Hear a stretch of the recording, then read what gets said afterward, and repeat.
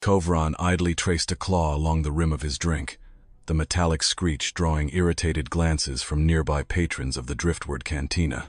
The massive reptilian paid them no mind, his cold yellow eyes fixed on the swirling void outside the viewport.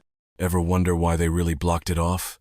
he asked, his deep voice carrying just enough edge to make his drinking companion look up. Salis, an arachnoid smuggler with a knack for surviving bad deals, clicked her mandibles in annoyance. "Here we go again," she chittered. "Every time you drink too much Tarvax ale, you start with the ghost stories."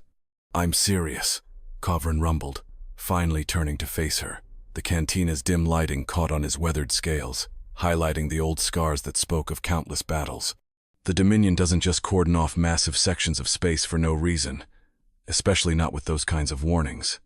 Salis smirked, raising her glass. "A dangerous threat lurks within." She mimicked the Dominion's cold proclamations. "Tread at your own peril. Bureaucratic nonsense, designed to keep the masses in line." Around them, the cantina thrummed with activity, a gathering place for those who thrived beyond the reach of laws. Mercenaries, smugglers, and exiles filled the space, weapons poorly concealed beneath cloaks, cybernetic augments glinting under neon lighting. It was the kind of place where nobody asked too many questions. Kovran had to admit, their hideout had charm. The Driftward was a converted military vessel, stripped of its rigid discipline and refitted into something chaotic and alive.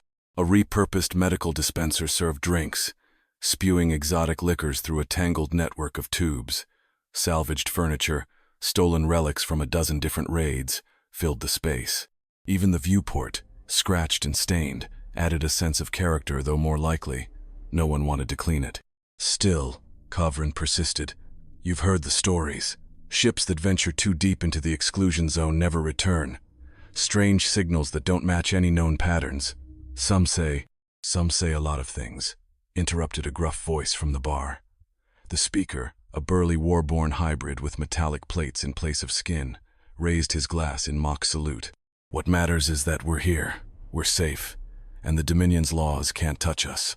A ripple of laughter spread through the cantina, outlaws of all stripes reveling in their freedom. Kovran chuckled despite himself. He had to admit, there was something satisfying about using the Dominion's forbidden zone as a sanctuary.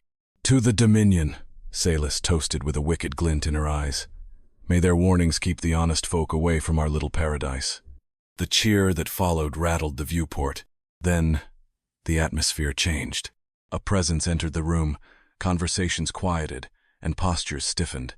Those who recognized him found sudden interest in their drinks. Those who didn't would learn soon enough. Tavak, the pirate king of the Driftward, had arrived. Unlike Kovran, Tavak's scales bore an iridescent sheen that shimmered under the shifting nebula lights. He carried himself with the effortless confidence of a predator who knew he owned the room. He approached their table with a slow, deliberate stride. Fascinating discussion. Tavak's voice was smooth, laced with hidden danger.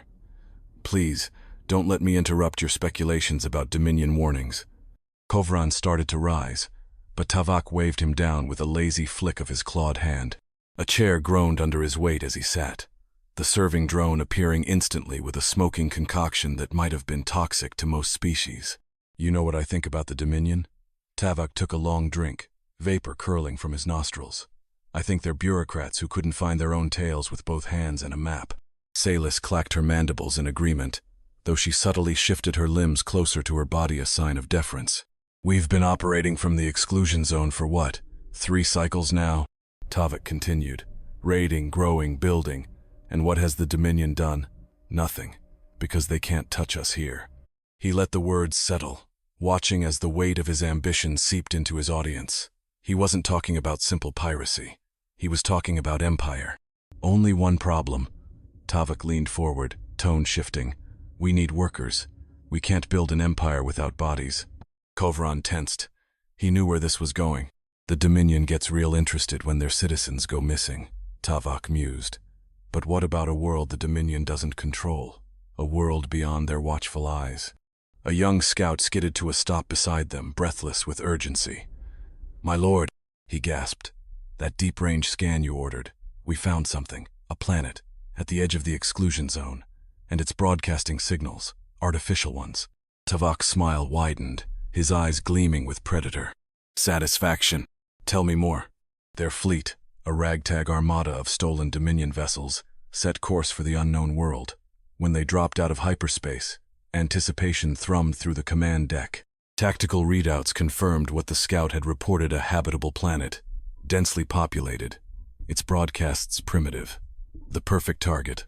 Show me the surface, Tavok commanded, standing tall as the image materialized on the main viewer. The room fell silent. Where they expected to see wilderness and scattered settlements, they found a world covered in seamless, gleaming infrastructure. Towering cities stretched across continents, their lights forming networks that pulsed with the rhythm of something far beyond primitive society. Kovran felt the weight of realization settle over him. The scans, they weren't wrong. We were being fed false data. Incoming transmission, the communications officer reported. From the planet, a figure appeared on screen. Humanoid, but subtly different. Pink-skinned, clad in what was unmistakably a military uniform. Attention, unidentified vessels. The alien's voice carried a calm authority.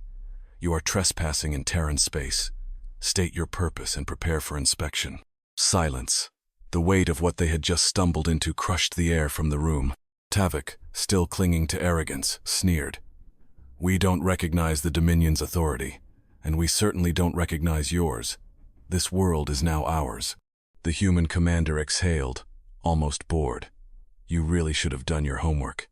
The next moments redefined terror. The human fleet did not move, it manifested. Ships materialized where there had been none. Weapons that didn't fire so much as rewrite physics reduced Tavok's fleet to wreckage.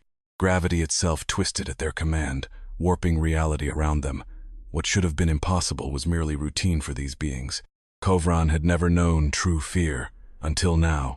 Tavok's bravado collapsed into horror. Stand down, he croaked. Deactivate weapons. Surrender. The human commander nodded. Good choice. Now, let's talk about the paperwork. Kovran's scales dulled as realization dawned. The Dominion wasn't protecting the universe from this world. They were protecting the universe from what would happen if it left.